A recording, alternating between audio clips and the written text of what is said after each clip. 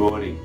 There was a young man, late teens, who was just coming towards the end of school. And school had been an interesting, fun, exciting, difficult, challenging space. A space where he was brought together with a whole bunch of other boys and where there was a hierarchy, a pecking order. And everyone found their place and stayed in it. You learn to put on the appropriate masks that help you to survive in this school. And if you try to get out of your place, put your head up too high, you could be knocked off. It was a difficult place. A place where people didn't easily belong. But you fitted in, and you made sure you fitted in.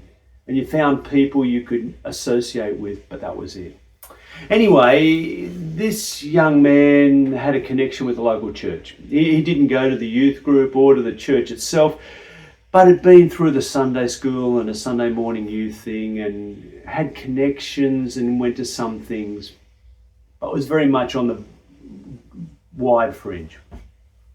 Anyway, the young adult group had an annual weekend away, and this year they organised to go to a large guest house type place down the south on the beach. And apart from the 15 to 20 that were normally part of the group, they decided to spread the net wider and wider, not just to those who were on the fringes who came to the group sometimes, but those who had some connection in that age group with the church. And this young man was included, he was invited along. He received the invitation, perhaps in a moment of, weakness or joy or, but he said yes. Yeah, why not? It wasn't the most convenient of weekends, but hey, why not? So arrangements were made. Someone would pick him and others like him on the fringes up and bring them down and help them to fit in. They arrived, found beds. There were two areas, one for the guys and one for the girls, and bunk beds. And once they'd settled their belongings and stuff in, they gathered with the rest of the group in a large kind of living room where there were couches and a snooker table, and people were standing around, sitting around, talking, drinking tea and coffee, cool drinks, whatever. And when most people had arrived, all the newbies, those on the fringe like this fella, were introduced. And he was constantly looking to work out what mask would work. Subconsciously, how do I fit in? What do I say? What do I do? How do I act to fit in with this group? But he struggled because every time he thought he needed this mask, they took him somewhere where that didn't work. And in fact, they didn't need masks. He just fitted in. He was welcomed.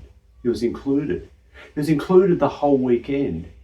And people were interested in him. What do you do? What do you like doing? Where are you at? What's going on? And they didn't ask those questions out of just politeness, but out of curiosity, genuine, deep interest. And he found that unsettling, but good. But the highlight probably was the Saturday night. They'd had dinner and they went up onto the headland overlooking the beach. And in the background is the roar of the waves crashing on the beach. And as the day was ending and the sun was setting and fading and the sky was darkening with the moon and the stars, it was a beautiful space. Some guys brought guitars and they sang some songs together. There was a prayer. And then one of the young fellows got up and shared something of his faith, of his story and who he was and of God's grace. And there was something in that story, in the way he told it, in the night, in the mood, that this young man connected to deeply. It touched him in the deepest core of his being. And in that moment, in that time, he experienced this grace of God in ways that he'd sort of experienced at other times before, maybe got glimpses of, but this was full and deep and rich. And he knew in that moment, in that place, he belonged. Not just to this group that had welcomed him and included him, but he belonged to God. And all the doubts and fears about faith and other things about God and he wasn't good enough faded away in that moment. And he recognized that he belonged in God.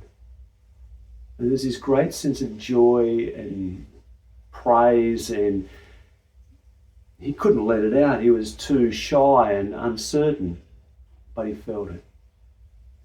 And that moment and that weekend stuck with him for many years, even for about 46 years. And I know that because the young man was me. And I remember that experience. I wonder if any of the other young people there that night, that weekend, remembered it. But it was so pivotal and important for me.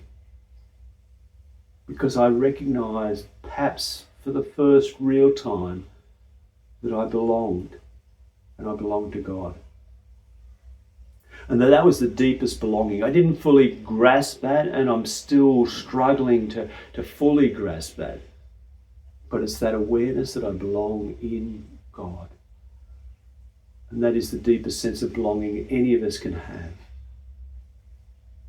This week, Luke tells a story of Jesus who's walking down the borderlands between Samaria and Galilee, a place that the Jews would avoid. They'd take the long way around to avoid going into any Samaritan territory. There was a deep enmity between the Jews and the Samaritans, even though they'd been the same race. But they'd separated, and there was mistrust and judgment and hatred between them. And as he's journeying down these borderlands, he meets some people who are living on the very edges of society, excluded from everything. They were lepers. In those days, lepers weren't the modern day Hansen's disease, where digits and ends, extremities rot and fall off, that horrible disease. For them, leprosy was any skin irritation or disease. It could be a contagion like measles or mumps, I guess, or psoriasis or eczema. It could be mild, it could be severe. And that was leprosy. And if you had that, you had to move away from the rest of the community. You were excluded and isolated. You existed on the very edges of society. You weren't allowed to participate in communal, family, or life. You existed on the edges. And when people came near you, had to yell out, "Unclean, unclean," so they'd avoid you. And there was this group of 10 lepers. 10 seems to be a number of wholeness in the gospel stories. There were 10 lepers. And they cried out when they saw Jesus, "Master, have mercy on us." And Jesus looks up at them and says, "Go and show yourself to the priest." Meaning, when the skin condition righted itself, you were healed, you were cured, you would go to the priest and show the priest. And the priest would look and announce you clean, and you would make an offering and go through a ritual of cleanness, and you could be restored back into the full life of community. These 10 lepers were told, "Go and show yourself to the priest." And they went. An act of faith. Maybe it was desperate faith, but desperate faith. They went. And as they went, they noticed their skin was clean. They were healed. They were healed of everything that separated them from being human. Intimacy and love and touch and community and joy together and being part of a family and a worship community, the life of the community, of work, of leisure. They were now able to reconnect. But as they went, 9 of them kept going, but one of them turned back. And he turned back and found Jesus and threw himself at Jesus' feet in deep praise and gratitude. And we're told that this one was a Samaritan. In the context of the story, this one was a total outsider. perhaps in their disease, the alienation brought on by their disease, he was included in this group. Their illness, their separation was something that united them. But once the healing took place, he of all understood himself as a continual outsider.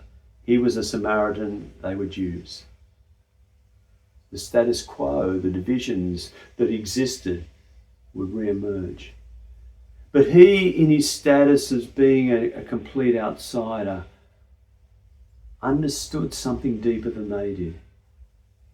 He understood the acceptance of this God through a Jewish rabbi who reached out and healed him, had accepted him. He understood and experienced this deep and profound acceptance that this man, this outsider who had been a leper and a Samaritan, was loved, was known and loved in the heart of this God.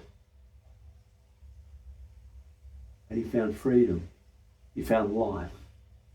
He found his own identity, not just as a human being, but as a human being loved by God.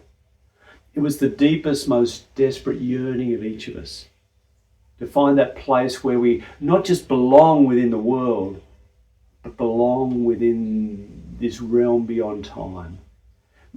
Belong within this deep and profound love that holds everything in grace and hope and life. To be known and loved in the heart of God. That's what he found. That's what he understood.